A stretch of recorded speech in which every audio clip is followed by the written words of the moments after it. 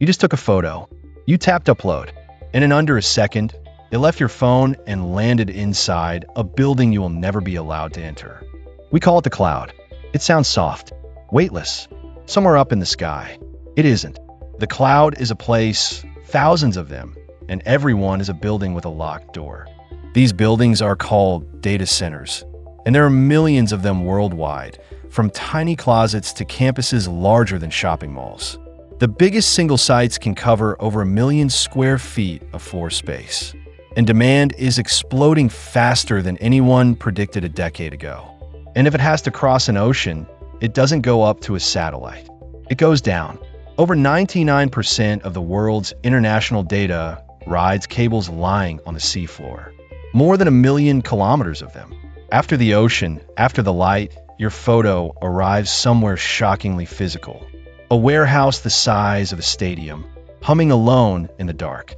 There are now over 1,300 of these hyperscale giants, the biggest topping 1 million square feet. The reason for all this redundancy is a number engineers obsess over: uptime.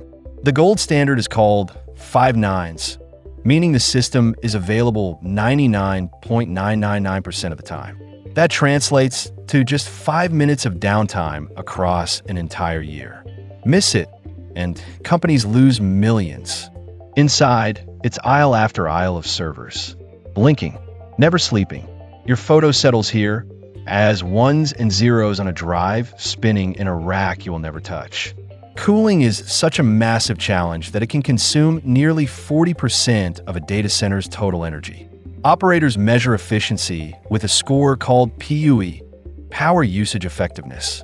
A perfect score is 1.0, meaning every watt goes to computing. The best modern sites now push below 1.1. All that computing makes heat, enough to melt the machines. So these buildings are really giant cooling engines. To stay cold, a single company can drink over 6 billion gallons of water a year.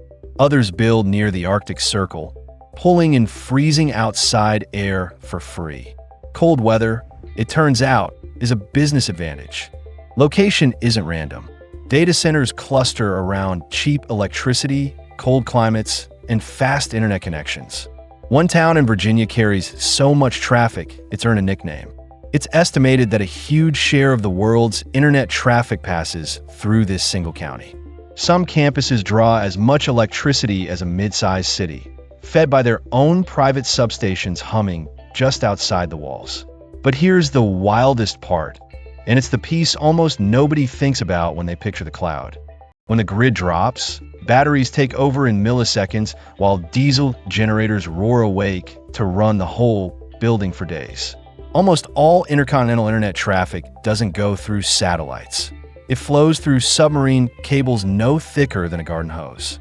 There are over 500 of these cables crisscrossing the world's oceans, stretching more than 1.4 million kilometers combined. They carry roughly 99% of international data. And getting inside? Nearly impossible.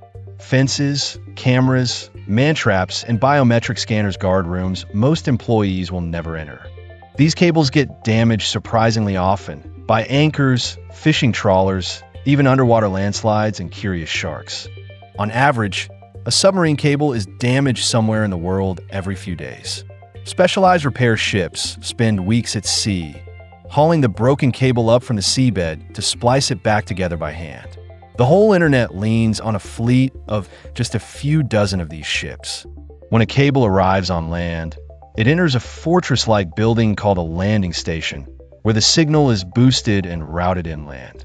To move that data between them, the internet needs highways, and most of them are hidden at the bottom of the ocean. All of this eats staggering amounts of electricity.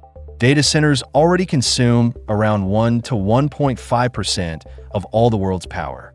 As artificial intelligence explodes, that demand is projected to more than double within just a few years, straining power grids everywhere. Where these cables surface, they feed into landing stations, then race inland along buried fiber to the data centers waiting for them. Some of that electricity turns into water too. Millions of gallons evaporated every day just to cool the machines down. Cooling can be shockingly thirsty.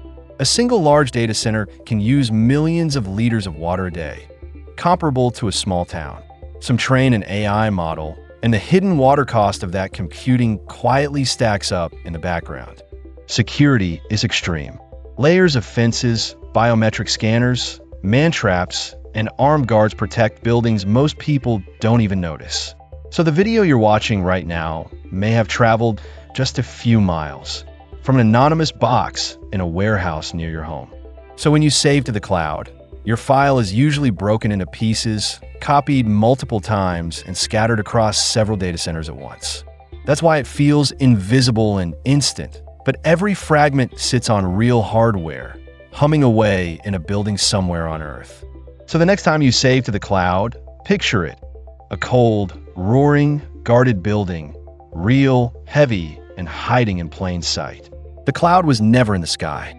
It's steel, silicon, and seawater, a physical world humming quietly beneath your fingertips.